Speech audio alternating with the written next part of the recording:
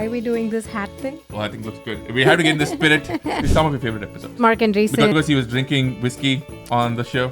Maybe. A.R. Rahman, for anybody who has remote ties to India, he's a legend. One of the few guests our parents were impressed by. Yeah. Indra Nui, the former CEO of Pepsi. Like, she's just got enormous gravitas while speaking even the most like mundane things. Balaji, who lives in an undisclosed location, he was doing this in the middle of the night with us. And after 3 hours, I was getting hungry. Brian was so open, so candid. He opened up about everything that happened at Coinbase. Andreas Kling, he basically is almost a one-man show. He has a fascinating story, which is very open about, where he struggled with addiction, used his recovery process, tied it to what he was building. Favorite movie of the year? One from each, one book each. Walter Isaacson's book on Leonardo da Vinci. One thing in the world of technology or business you're looking for in 2023? Crypto, AI, remote work, future of work, creator tools, creators and communities coming together. The comments are so nice, so thank you. Thanks for just bearing with us and watching our show. We really, really appreciate it. You have no idea. Hello, everyone. Welcome to a special end of year episode of Aarthi and Sriram's Good Time Show. And we have something very fun and unique. Hopefully you're all curled up. Feeling Christmassy. Cozy somewhere. You're watching one of the two movies which are acceptable for this time of year, Die Hard or Love Actually. So why are we doing this hat thing? Well, I think it looks good. We have to get in the spirit. So we want to get in the spirit. So I ordered these off of Amazon, and got it instantly delivered. But all right. So we have something fun for you today, which is we are going to go over some of our favorite moments, episodes, TV shows, books, movies, and some other fun things for this year. Yeah. This is our first year of going live, doing this on video. And, we started the show almost exactly 2 years ago. And when we started, one of the reasons we really thought this was going to be easy was there was no video involved. We were doing this on live audio. We didn't have to get dressed like this. No hats. And we just thought it was easy to do it. So we were always afraid of doing it on video. And, this year we were like, why not? I think we've gotten enough confidence to just do this. But the first few episodes were so unnerving. I don't know how you felt, Sriram, but you're professional. You're on always on stage and you love doing that kind of thing. I'm always the more introverted person in the family. And so it was kind of unnerving to be on video, on camera, facing everyone here. But you've all been so good. And, we've been looking at the show since we did this on YouTube 6-7 months ago. And, I'm a metrics person. The numbers look so nice. And Aarthi does look at the numbers every single morning. And the comments are so nice. So thank you. Thanks for just bearing with us and, watching our show, giving us feedback, leaving all those comments, just saying nice things about us everywhere. We really, really appreciate it. You have no idea. We took a break from the old audio-only version of the show at the beginning of the year because we had a baby. And, when we restarted this on video, we weren't sure whether it was going to work. We weren't sure whether our audience would come with us. But we've just been blown away. And to Aarthi's point, the first few episodes were kind of crazy. We didn't have the tech figured out. Yes. You have all these things going through your head of are the lights okay? Are the guests okay? And we can see them and you're trying to read them. But we kind of got settled in. And I would say, we're going to go through some of our favorite moments in a little bit. But I want to say a huge thank you to all of our guests who took a chance on us, who showed up late at night, who had technical... Especially when we had these live shows and they were just kind of I wouldn't say janky, but we didn't quite figure out everything and everyone just showed up. So thank you. Yeah. And also to everybody who listens, watches, sends us comments, DMs on Instagram and Twitter, and emails. Keep them coming. We love it all. Okay, but... All right, so we're going to make some lists on this episode, some of our favorite things of the year. Yeah. And let's start off with maybe some of our episodes. So let's talk, what was some of your favorite episodes? Let's see. I think all the Mark episodes were pretty much high up there for me. And this is Mark Andreessen. This is Mark Andreessen. Because he was drinking whiskey on the show. Whiskey is Irish for the water of life, and so now we have the water of the life, the nectar of the gods. Yeah, Mark is one of those people who it's kind of a privilege to be able to sit down with him. He's, spent multiple hours with us through the last few months, just, doing the show with us. I think the first ever episode we did on video was with Mark and Steven Sanofsky. I think we talked then. One of the favorite clips, and it's this clip that's just like one of our, I think it's the best done clip metrics wise, is the one on like what is an idea maze and what is his advice for founders. So Mark, a lot of he talked about the current thing, he talked about wokeness, but all of that stuff. But really, my favorite parts were about founder advice, especially founder advice going into the downturn, market crashed, what happens now. I think the most recent one where he talked about Asian cultures, recommended The Courage to be Disliked, the book, and how to basically do your thing, like, defy rules, defy the norms, and be able to be a founder and build your thing, even when it's not fashionable. Those are full of grit, and I love those episodes. They are my personal favorite. But we also had some great guests. Who's your favorite other guest? Just to finish up on Mark, first is, one of the interesting about interviewing Mark is, he'll always ask us, hey, what do you want to talk about? Yeah. And he comes really prepared. He has all these things he wants to say. And when you get him going, he talks in these very complete, structured paragraphs. And you're sometimes intimidated to just get a word in. But Tyler Cohen has an interesting phrase where he says a great podcast is this unfurling of dramatic tension between the host and the guest. And with Mark, every once in a while, if you interject and, if you get in the right thing, he's going to take off on that direction. And it doesn't always work. He's the only guy you don't have to listen to it at 1.5x or 2x speed because he talks so fast. He thinks really fast and is able to deliver all of those thoughts at that speed. In complete paragraphs. It's insane. Okay. I'm going to say next up is A.R. Rahman for many reasons. And first off, and I think this is really an Aarthi episode in so many ways because I think she made it happen. So what we mean by that is each of us, we get to quarterback episodes. Like behind the scenes, this is kind of how we do it, where Sriram has Sriram episodes and I have Aarthi episodes. And we pick up the task of organizing, scheduling, preparing, writing like our preparation doc, working with the host, working with the guest, figuring out the structure, all of that. And so it's very hard for both of us to do it for all episodes all the time. So we each take turns.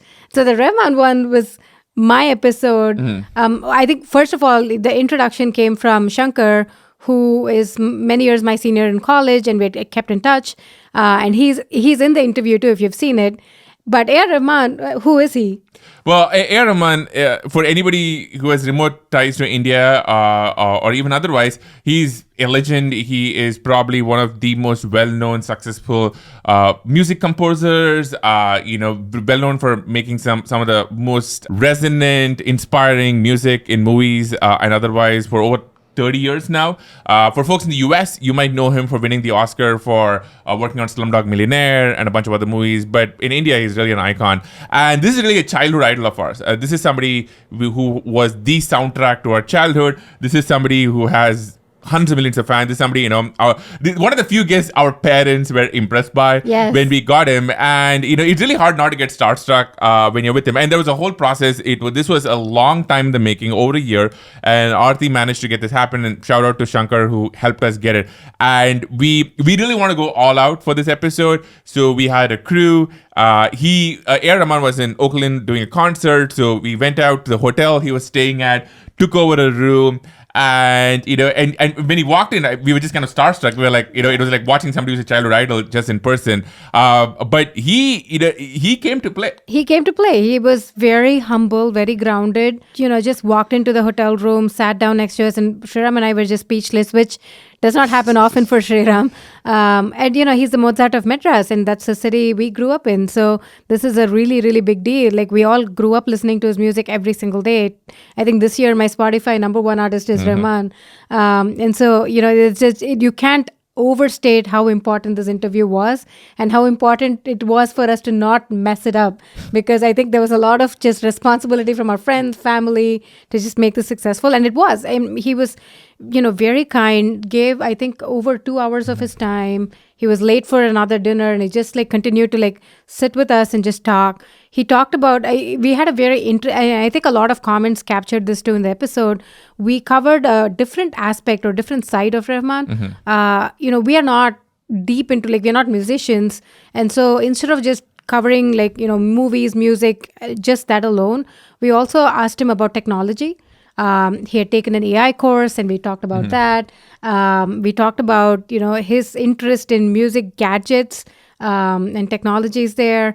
I think we also talked about VR and his movie. And so it was a very different kind of interview. We also talked a lot about his spirituality, parenting, his advice to us because we're new parents relatively, and all of that. So I love that episode. It's just one of those bucket list interviews that I'm really grateful that it just came together, and it came together so well. It's also very important because I think it's the first time we had such a famous guests come together on video. Everything worked out. Yeah. We spent a whole day. We went out there. We had a crew, Yep. and everything was just perfect. People seemed to love it. And during the episode, we could really connect to him on a human level. One of my favorite moments is, he could really tell midway that we had done our homework and we had watched every single thing he'd ever done, and I could see it across from him. So that was a sort of a personal life highlight among other things. Okay, next Other episode. You go. Okay. Well, I would say Indra Nui, the former CEO of Pepsi, was another highlight. Again, this is another Aarthi episode in some ways because Aarthi really made it happen. But Indra is really special because one, she comes from the same city as us, so there was a lot of upbringing and social ties, and we could really connect. Like before we went live, we would just banter in Tamil and we would gossip, and she's so fun. But once the camera is on, she is just so polished and such a fantastic communicator. Yeah. If you haven't seen the episode or if you don't know who she is, highly recommend just watching 10 minutes of it, and you will see how effective Articulate she is, as a communicator, right? Knows what she's saying, is incredibly confident, somebody who's lived through a lot of life, and just inspiring. And so that was another life highlight. And she's also, as we think about how to speak better, especially like on this show, how to communicate effectively, we look up to people like Indra because she's really mastered it. Like, you can tell that part of her success, like obviously she works incredibly hard, she deserves all the success and more, but part of it I think also comes from her ability to just very quickly, effectively communicate things and have gravitas. Like she's just got enormous gravitas when speaking even the most like mundane things. I think there's just a lot to go learn from her. Okay, other favorite episodes of mine. I really like Balaji. Balaji Srinivasan. Yes, for 3 hours. For 3 hours. He talked about The Network State, which is this new book. And we talked about a lot of other things too. I think for me, we did that. When did we do that? That was like sometime That was July, very early. August? It was very early in our episodes. And so sad to see Balaji, who lives in an undisclosed location, he was doing this in the middle of the night with us. I was after 3 hours, I was getting hungry. And we could have probably gone like 7 hours, 8 hours, like Lex Friedman did. But one of my favorite things about this episode is Balaji is obviously a genius, and he's somebody where you set him off on a theme, and he's going to go both breadth first and depth first. But one of the fun things I like to do with Balaji is to kind of take him off of his usual script. So we had fun. We talked about, I think, his family. We talked about other things he likes to do because it is so not the thing that he usually talks about. So we get to see a much more human, warm, fuzzy side of Balaji, and that was fun. And it's one of these episodes we really seem to connect with people. And I think that's an interesting challenge in a podcast where you have a guest who a lot of people have heard from multiple times in various different formats, and you want to try and get something new from them, while also giving them something that everybody kind of wants to come to hear. Like, so if you go to a Marvel movie, you're not going for a French artistic movie, you're coming to see superheroes do fun stuff. And so with Balaji, you had to do both. You had to do that, but you also get something new. And I think we hopefully got something new. So that was another fun episode. I think in a similar vein, Tanmay Bhatt was like that for us. Yes, that was a fun one. Because Tanmay, we've been friends with Tanmay for a while, and Tanmay doesn't do a ton of interviews now, but I think like he's very much like a public figure personality, right? And so we wanted to get this other side of Tanmay. He's funny, but also like really warm. He talked about just, how he perceives, how like, there were things like how to tell a joke, and he breaks it down for you, or, when did he think he had made it? Like, crossed that boundary of like being this local, celebrity within his town, like within Mumbai, to like everybody now knows, and just growing up with YouTube and putting out his like comedy over there. I think all of that was just really, really good. Tanmay is again one of those folks where it gives you this really warm, fuzzy feeling because he's just he again he's a really good communicator. Just effectively comes across, brings out his point on like how to be funny in a really interesting way. The thing about Tanmay, which is interesting, and this comes across in the episode, is Tanmay is one of India's leading comedians, and he's so used to being funny, he's so used to being on and a showman. But if you watch the episode, you can see one of his real superpowers is to deconstruct people and deconstruct emotions and situations. And we do get into that partway through the episode, where we're kind of deconstructing the nature of comedy, deconstructing the nature of what makes something work with an audience. Just incredibly sharp, fun episode. One last episode I want to point out is the one with Brian Armstrong. Brian, I think, was our second episode or third episode, and he was in a hotel room. He had a glass of wine, and he just really opened up. He opened up about everything that had happened at Coinbase. He opened up about at one time how he wanted to quit and do something else. He opened up about how he's kind of grown as a founder, and so often when you're talking to somebody in roles of power and who has an organization or institution behind them, they are so controlled, and they have these lanes that they want to stay in. And I respect that. I've been there. We've all been there. But Brian was so open, so candid. Just really, really wanted to share things. And I think at some point I had even asked him, "Do you think Coinbase should have gone public, or do you ever think that was a mistake?" Which, most founders, it's a tough question to ask them. Especially in a market that's like not doing well, they just gone through a bunch of stuff. And he was just so candid about it. He actually articulated it as like, there's a case for whether we should have gone public, and he just like laid it all out. So if you haven't watched that episode, it's one of our favorite episodes on how good founders are, like, how to be a good founder. I think there's a lot to just go learn from Brian there. I know you like this one episode a lot from by Andreas Kling. Yes, this may be my personal favorite of the year on certain dimensions. Andreas Kling is a solo developer founder of an operating system called Serenity OS. He basically is almost a one-man show, writing an entire operating system from scratch. But that's not what makes him interesting, or that's alone not what makes him interesting. He has a fascinating story, which is very open about, where he struggled with addiction, went through a very dark time, and used his recovery process, tied it to what he was building, and in just a really inspiring way. And this just kind of speaks to me because he may not be one of our more famous guests. He will be, I think, because people recognize his sheer skill and brilliance. But he was so open, so vulnerable, and just kind of nerded out. And it just, one of these things which I look back upon and I go, okay, I'm so happy we did that and we got that conversation done. Just really happy with that episode. Highly recommend it. All right. So those are the episodes. Let's move on to some other stuff. I wanted to ask you this, and I know this was not a part of our preparation. What were your personal highlights from this year for just you as such? Oh, gosh, there's so many. Personal, professional, outside, doesn't matter. Well, of course, we had our second kid, which has to be there at the top of the list. He was born right after the New Year in January, and now he's like 11 months old, which is unbelievable. That is crazy. And so having two kids, seeing them interact, seeing us change and adapt to having two kids in what is a really interesting year, that's been quite the experience. I would say then starting to work full-time on crypto was probably one of the best things I've done. I moved over to, work on the crypto side of Andreessen Horowitz, and that has been amazing. Working with some amazing founders, technologists, team members, that's been a blast.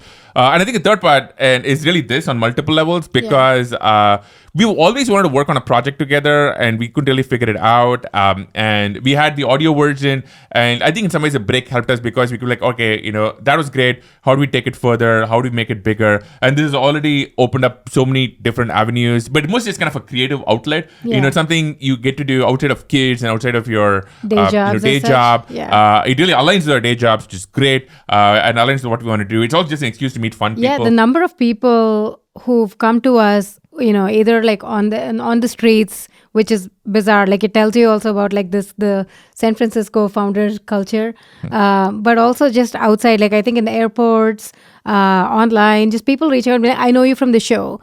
We would do like Zoom calls with other founders and just people, even not even in tech, and they'd be like, yeah, we know you from the show. kind of thing, which is it's so fun because for us we don't see this as a job. We kind of see this as like an outlet, creative outlet for us. It's a project that we love doing. It's about one show a week, so about 4 hours ish of shows a month. It's amazing how much we enjoy the whole process. Yeah, it's also just, it scratches this founder creator itch, which is super fun. Okay, Yeah. Next segment, maybe one from each. Favorite movie of the year? One from each. Okay, you go. Well, this might be on both of our lists, I think. I'm going to Go for it, it's fine. I'm going to go with Top Gun Maverick, which might be an obvious choice. I'm going to go with it for a few reasons. First of all, I think it sort of signified movies being back. This is a movie you had to see on the big screen. It was an amazing experience. We got to see it on opening weekend in IMAX. I would say it was movie in all caps, MOVIE, huge cinematic experience, huge technical breakthrough. I can't think of a more perfect movie in terms of striking the notes of technical excellence, the shots in the plane, the sound engineering, all of it. You can really see they push the boundaries, really kind of pushing the boundaries on just nostalgia, but not overdone. And honestly, one of the ways we kind of evaluate movies is when we come back, do you want to watch it again? Do we want to talk We about it actually days did. later? We actually did. We went back the very next day, again, Which is 2 days in a row. really hard with like 2 small kids. I mean, for folks who have kids, like finding like a sitter, childcare, 2 continuous nights is kind of a big deal. But we made it happen, and we Yeah. actually went. It was crazy, and even to this day, there are times when I watch the third act or Tom Cruise flying the course by himself again and again. It's just brilliant. It's just totally it's well brilliant. done. I think just a testament to movie making and Tom Cruise being a freaking movie star. So that's mine. Yeah. I think Top Gun, obviously. I think one other favorite of mine, and I dragged Sriram in to go see it in the theater, is PS1, which is Ponniyin Selvan one. For folks who know, you already know this is Kalki's book that became a movie after, this is a big historic attempt by Maniratnam and our favorite A.R. Rahman to bring this whole world in. And it's a part true story, part mythical story of the times of Choras, Rajaraja Soran, and him coming into power. And so this is like, first movie. I think there's going to be a next movie next year.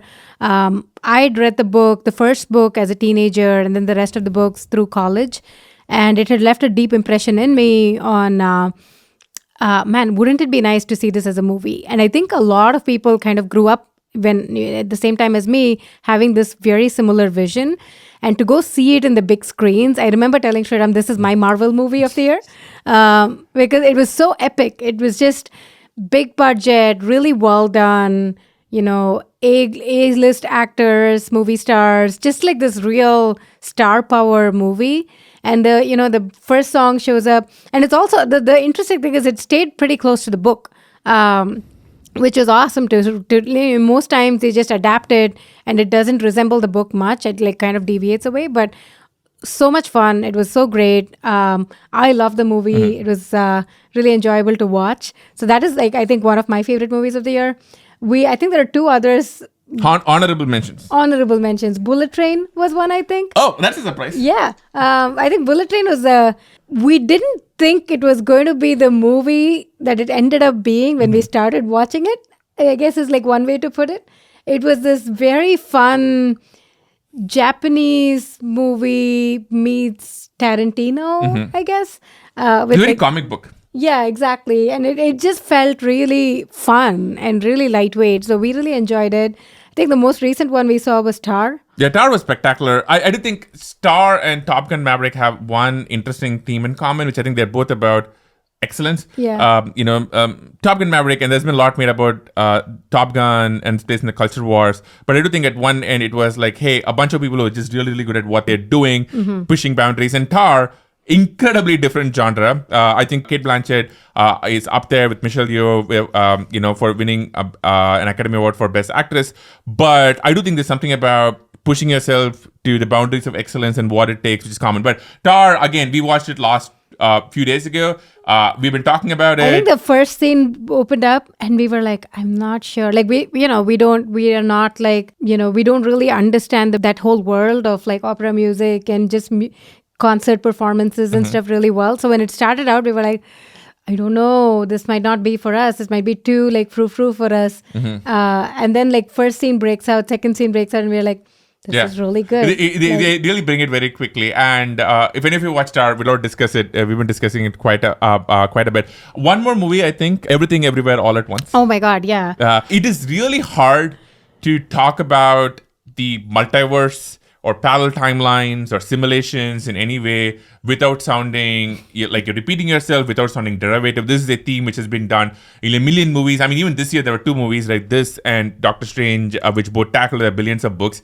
But I think the movie makers here and the movie was just so well done, so imaginative, both in terms of pushing the sci-fi version, but also making it very grounded in a human level, especially an Asian level, which we really related to. Mm-hmm. Again, I think this is going to win a bunch of awards. It's really up there as one of the movies of the year, a real true highlight. Yeah, I agree. Okay.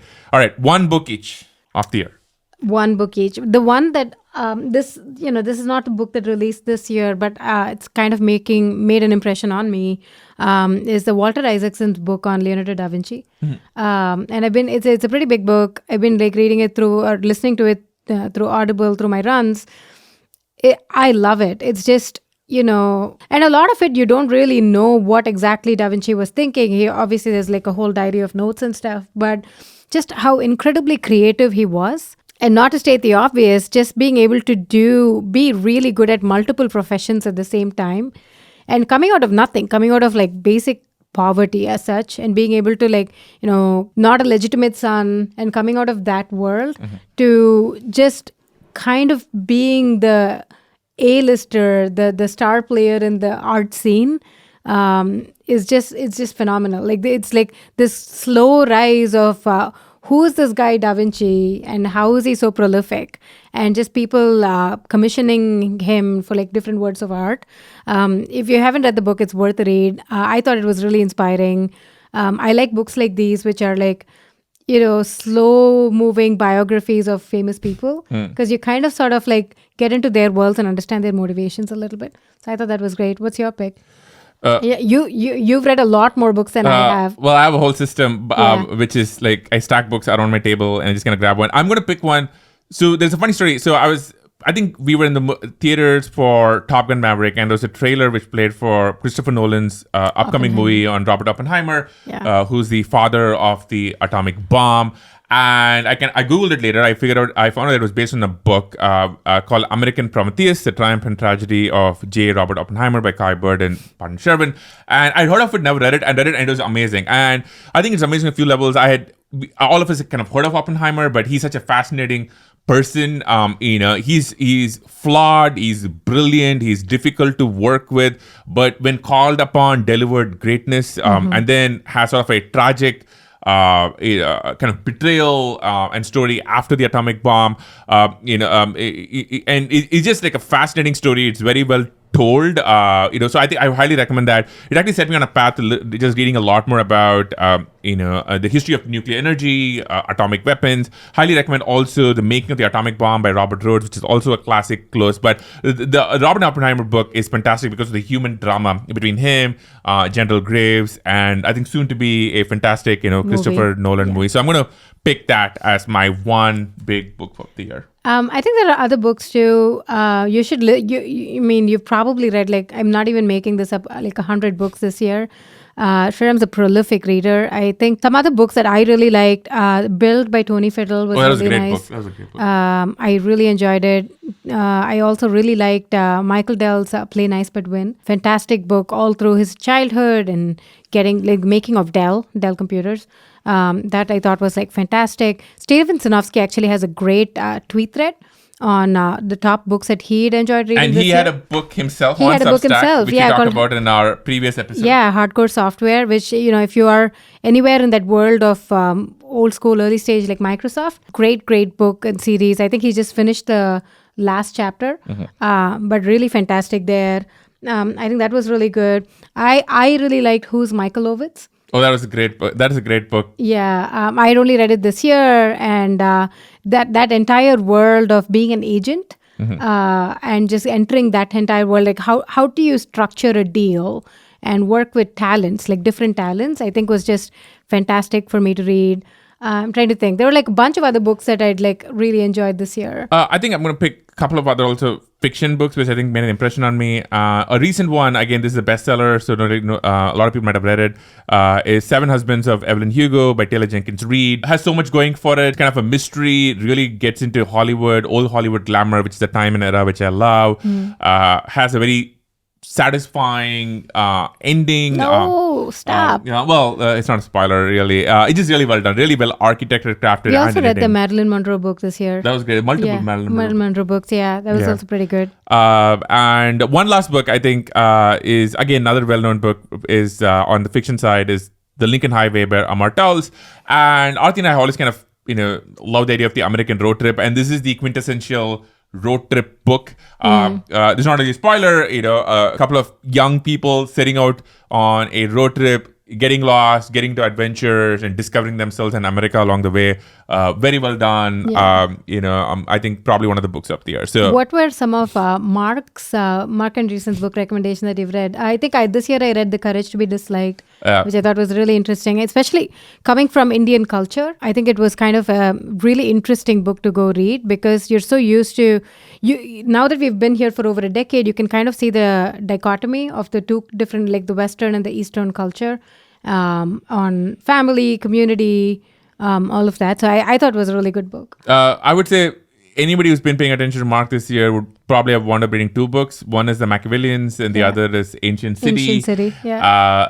The authors were around. I would think that Mark had some sort of secret deal to drive book sales for them. But no, I think they really help explain a lot of what's going on with the tech industry and culture more broadly. So highly recommend all of Burnham's work, especially Machiavellians and Ancient City. Okay, I have something in there, which is our favorite in-person community moment, and I put this in there because I really want to talk about what we did in Chennai and the event we did. And so a couple of months ago, Aarthi and I were in India, and at the last minute, we decided to say, hey, we would love to do an event, a meetup for people who watch, listen to our show. Honestly, we had no idea whether anybody would show up. It was also raining, just a torrential downpour, like only southern India tends to have. But it was amazing. We had, the venue capacity we could probably 3x it. We had hundreds of people show up, hundreds of people who couldn't make it because it was a last minute. And, it was just really touching for us we love the comments, we love the emails, we love the notes, but to see people in person, talk to us about the episodes, ask us for advice, it really just emotionally, really connected with us. Yeah. People who I think it was an orange alert that day for the cyclones, and people just braved the rains and just showed up. And Chris, who helped host the whole thing, and his team of folks, just did a phenomenal job. I think we did an episode just specifically covering that, and a lot of people left comments naming their cities and asking us to do in-person meetups, and we would love to do a few next year. So we'll get back in touch once we figure out schedules, all of that stuff. But, at least like San Francisco, I think we should do a meetup. We found it just incredibly invigorating, not just for people to come in and for us to meet them, but for people to start seeing people interact with each other. That I think was just really fun for me. It almost felt like my YC days, where you had founders just engaging and chatting with each other. And, being a startup founder is such a lonely job. That anything we can do to make it feel like more of a community, I think goes a long way. So we hope to do more of these and just do more in-person meetups. And if you're seeing this, if you love for us to do a meetup in your city, if you'd love to help with one, wherever you happen to be, just send a comment, send us a DM, and this is something we'd love to do much more of in 2023. Not just here in Silicon Valley, we want to do that, but also all over the world. Okay. Most, I would say, in a prep talk, it says defining incidents in the technology world for this year. Oh man, I totally missed that. Yeah, there's a few. Okay, well, let me start with one. Okay. I would say that the move from Ethereum from proof of work to proof of stake is really up there on multiple levels. First of all, it just worked. You could barely notice it. One moment you were running on, proof of work, and you had all the miners, and next moment you were not. And this is a project which was years in the work, brought together so much mathematical, scientific theory, huge tech software development engineering process across a disparate, distributed set of people who often hadn't met each other and all brought together. So this is really a very, very unique, underappreciated achievements for not just the world of crypto, which I think is going to be momentous for, but just for kind of like building technology and pushing it forward. So that would be one of my top picks of 2022. It could be for 2023 and beyond also, because I think it's so amazing. I think in a similar vein, we spoke to both Emad and Alex Wang, and both of them we'd covered. I think we forgot to talk about Pamalakki's episode too. But yeah, we spoke to a few of these like leaders in AI as such. And I think the trend of, especially with ChatGPT, I think is like such a big moment. And, what OpenAI has been building. And ChatGPT is only GPT 3.5. And they're going to roll out GPT 4 soon. So I can't wait to see what that's going to look like. But the whole, like this year was dominated in AI in the world of like prompts and LLMs, prompt engineering work, incredible artwork, creativity, ChatGPT being out there and people just like trying out in really interesting prompts, what this means for future of schooling, of teaching, writing essays, there are all these questions out there. And so I think we're basically ending the year with a lot of promise, and I can't wait to see what next year is going to look like for the world of AI. But I think ChatGPT and Midjourney, Stable Diffusion, all of these just launching this year or rolling out this year and being really well known, even like almost getting into this world of like people outside of the tech world knowing what these are and what they can do, I think has been such an interesting phenomenon to just observe.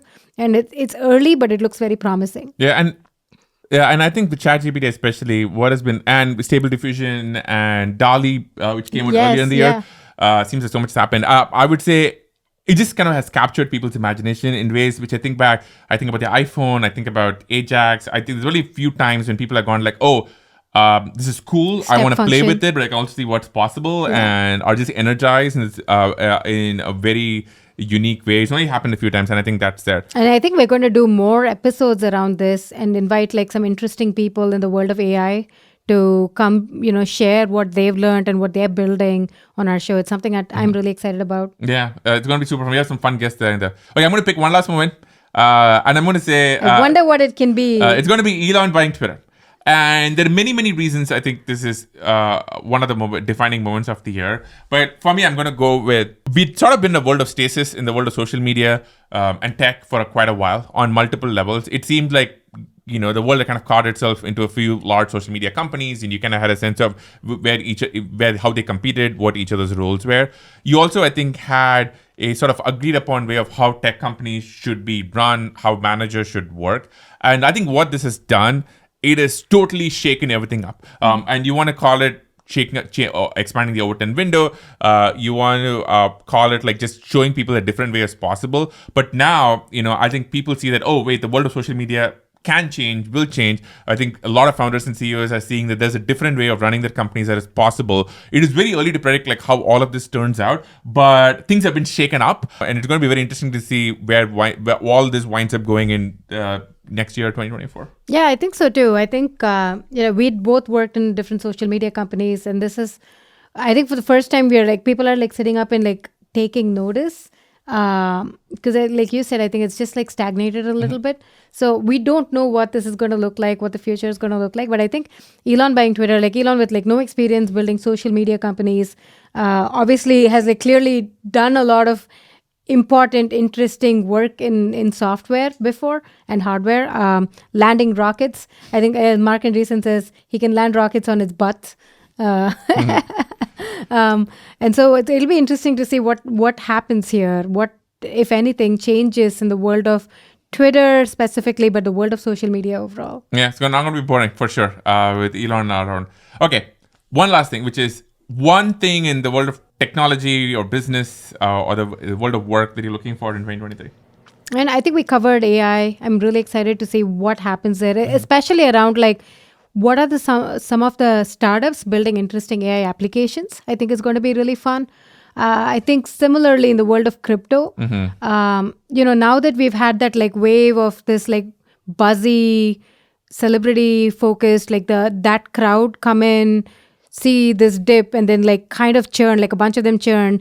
Now I think there are people who are like there are like hardcore builders, building some really interesting crypto projects, and I want to see what comes out of that next year. Yeah, I'm going to probably steal that. It's just, I think there are so many amazing technologies building in crypto. Yeah. Some which are public, some which are not public. And I think 2020 is going to be a theme of building things. Yeah. And, we're going to see some very interesting technological progress. For example, in crypto, making things faster, cheaper, safer, more privacy aware, a lot of fun things in the works. And I think it's just going to be a world of just year of nerdy, good technological progress. So they're just really excited for that. Yeah, I'm excited about that. What other tech trends are you thinking of? There's, I think outside of like the pure crypto world itself, I think like getting that like next set of normal users excited about crypto as such, not so much because of using crypto as a different technology, but building tools around on-ramp and off-ramp. Just like I love the very boring infrastructure projects. I love like B2B enterprise tools, like all of that stuff. But I think world of fintech meeting crypto, I think is going to be really interesting. Because for us, practical problems on like money movement and money transfer, when we send money back to our folks in India and stuff, for years this has been like not an easy solution. And just solving some very specific problems around fintech as such, I think is going to be kind of interesting. I agree. Vitalik has a great post, I think, on the things he's excited for 2023, and financial applications are at the top of this What list. about social media, world of creators? Well, 2020 was an interesting year for that. I would say, one, I think we kind of saw what parts of creator economy have like some real meat behind them in terms of application you can build. Yeah. I think you also saw some people who are like, really not into crypto and who sort of wound up leaving.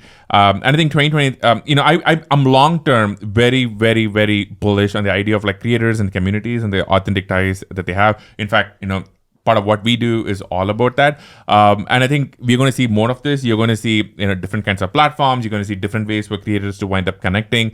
You probably want to see creators wanting to control or have direct connections to their communities. I think with all the events of this year, creators are realizing that, hey, we can't always be attached to one platform. You need to be on different platforms. You need to have people's email addresses or phone numbers or whatever the case may be. So I do think you'll see creators who want to have those direct connections without middlemen, which actually is very good for crypto. Yeah. Okay. One trend, I'm curious to see where this goes. You see, in the beginning of this year, it was very fashionable for people to talk about future of work and remote work. And, lots of people started out being like, remote is the future. There's no going back. And now somehow it's become this like controversial decision. Where now a lot of people are stepping up and saying, well, if you're a small company, you really have to like be in person. You shouldn't be remote. I would actually be very suspicious of small companies coming to fully working remotely as such. And now it's become fashionable to say that. I think Elon at Twitter too is like, oh, we should all like meet in person and build stuff in person. I'm curious to see what that trend looks like on remote work and what the future of remote actually looks like for technology, because I do think there are some advantages to remote. Helps, people can be wherever they are. They can, as long as you have a laptop and internet connection, you can kind of like show up and do the work. It saves commute, it saves travel time. I think when I was working at Meta, sometimes it would be like 2 hours each way to commute. And, you'd kind of like on good days when you had like proper working internet, you could like get some work done on the buses and back. But now, like when the pandemic hit, you realize like, oh my God, you're getting all this time back. Like you now have 4 hours of time that you can actually productively use.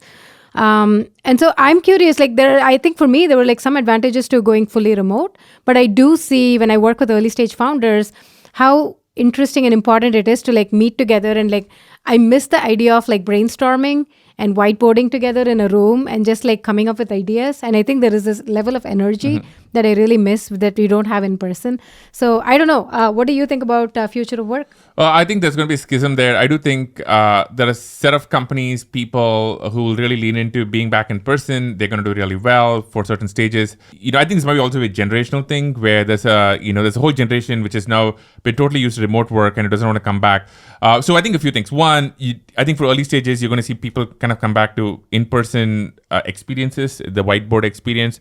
But two, I do think you're going to see on the other end of the barbell, if you will, people really push what it means to build remote organizations. Yeah. For example, we talked about proof of stake. You can't get more decentralized, more remote than what Ethereum has managed to do. So, amazing feats of technological achievement are possible. Whether we have the infrastructure, socially, technology to make that happen, debatable. Exactly why, we would love, I'm sure, the firm I work for would love to fund more things here. But I do think we're going to see a barbell between the incredibly intense in-person approach and the remote work approach. But, well, those both should be fun. Crypto, AI, and remote work, future of work, creator tools, and creators and communities coming together. I think those are like really good trends to go keep an eye on. I like it. Well, we'd love to hear from all of you, which is what were some of your favorite episodes, moments, books, movies? Also, like your personal moments, like what's been like interesting for you, what's happened in your lives. We read every comment, every tweet. We actually do. Even if it is like incredibly critical, we actually take everything to heart and like and take it seriously. So please leave a comment. If there are like interesting moments that you think we had missed, please point it out. Sriram actually has like more stuff in there. I'm seeing the doc, and it says favorite sports moment. Favorite TV shows. Yeah. I think we missed a whole bunch there. But we would love to hear from you on what was exciting for you. What did you like in our shows? That would be really fun for us. It's a little bit of an ego boost. And, we'd love to hear what you liked. And if there's anything that you'd like to see us do next year, specific guests you want to see, topics you think we should go cover, let us know. We just love to hear from you. I agree. And most of all, hope you had an amazing year. Hope you have like an amazing holiday and Merry Christmas or whatever it is you're doing. Happy holidays. Happy holidays. And we'll be back next week with a fun episode. But till then, have a great holiday. Yeah, see you. See ya. Subscribe to the YouTube channel, The Good Time Show by Aarthi and Sriram.